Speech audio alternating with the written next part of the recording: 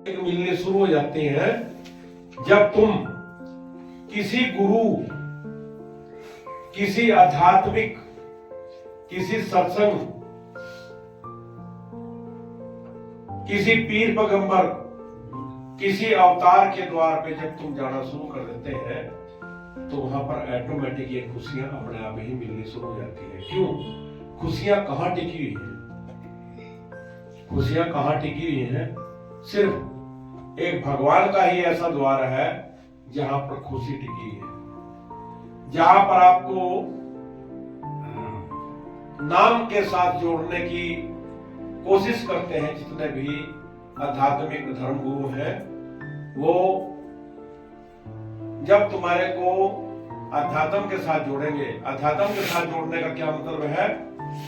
वो भगवान का मार्ग बताएगा तुम्हारे को। भगवान की प्राप्ति अगर तुमने करनी है तो वो कैसे की जा सकती है। और जब तुम उस रास्ते के ऊपर चलना शुरू कर देंगे तो फिर क्या होगा? प्रभु के सिमरे महल पहुंचे और परमेश्वर के पुल्ले व्यापन सब रोग। जो अगर तुम भगवान को भूल करके जिएंगे तो सारे रोग पैदा हो जाएंगे और क्षण में कोड़े हो गए जग के माया भोग। जो एक क्षण में ही कड़वे हो गए जग के माया भोग। तो ये खुशियां जो है संसारी खुशियां हैं, संसारी। भगवान की खुशी जो है वो उसमें है जो तुम कर रहे हैं अब यहां बैठ करके। इससे भगवान प्रसन्न होते हैं। संसार को तुम कैसे खुश करते हैं? बाजे उड़े गा के नाचने से। जब बाजा बजता है ना तो सारे के सारे डांस करते हैं। हमारा जितना बुरा करके रखा है ना नरेटर ने, बस गड्डी की भी ऐसी तैसी फिरकी, अब ये भी दौड़ी पड़ेगी है?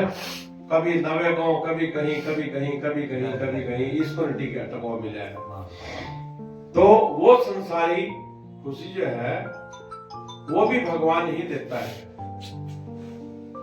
ये सारे के सारे मौके जो हैं ये भगवान के द्वार में ही मिलते हैं। और जब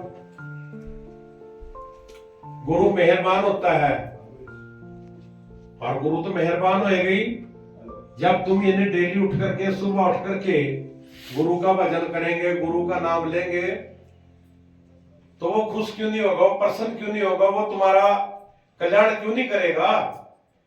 गुरु जो है वो कल्याण करने के लिए है, गुरु विनाश करने के लिए नहीं है।